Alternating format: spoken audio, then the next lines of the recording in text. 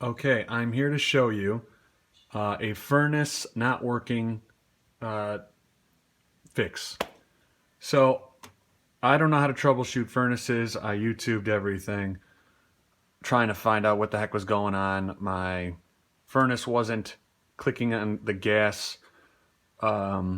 Anyway, long story short, I found that there was water in this black panel area, and it was stopped up. And once I cleared the water out of this, it opened the gas valve enough to start the furnace. So if this helps, you're welcome.